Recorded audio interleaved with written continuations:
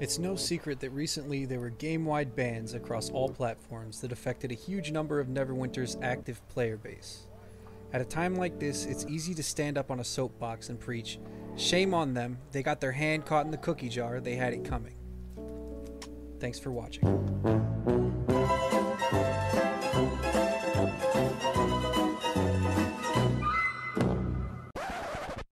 Just kidding. In reality, it's not such a black and white issue. There are a few ways to look at this situation, and not all of them are in favor of Cryptic Studios. And while you can certainly say that we, the players, put Cryptic into a position where, because everyone knew about it, they were forced to take action and make an example, it's just as easy to say that we, the players, were coaxed into a place of indifference, which is the factor that drove so many of us to try this exploit out to begin with. It's no big secret that the devs were aware of this exploit since it was released on the preview server, and it went unfixed for well over half a year. That's a really long time, just saying. But just because a shop owner leaves the door open to their stores doesn't mean it gives everyone the right to come in and steal from them. Well, this is true.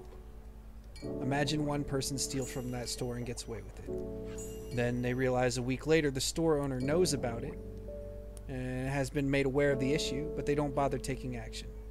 Now imagine that person tells their friend, and a week later the shop owner still does nothing. By the third week, or shoot, by the third month, enough people know about it that everyone's starting to steal from the shop. Half a year goes by, still nothing. And then one day, without warning, the shop owner decides to start shooting everyone who steals. This level of negligence, when put into perspective, can almost make a game-wide banning seem not only immoral, but borderline illegal. Well, maybe not. But another way to look at this is, imagine you're renting a home to someone, and you both sign a lease agreement that says if the tenant pays late, then they owe you $10 a day for every day that they're late.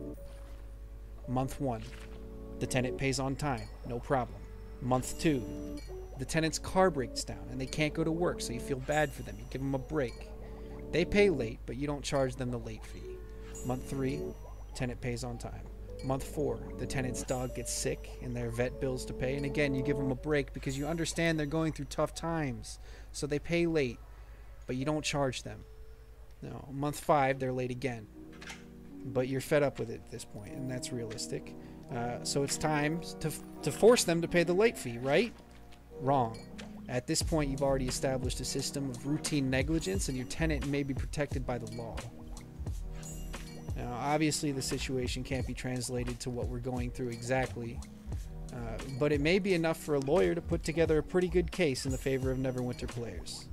So, like many players took a permaban this time around, it's very likely that at least a handful of them had enough money or invested enough in the game for them to justify taking legal action. I'm not saying this will happen, but it could.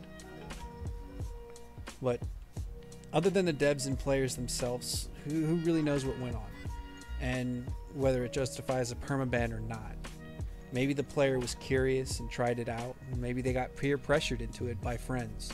Maybe they were just blindly following a party leader's guide and didn't realize the severity of the exploit.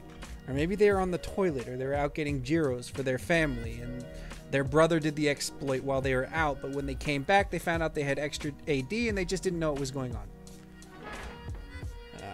I have more to talk about, like how if it weren't for exploits, there might not be any players left in the game at all. Mod 6 was literally unplayable, and the only way to progress was to exploit a glitch to win.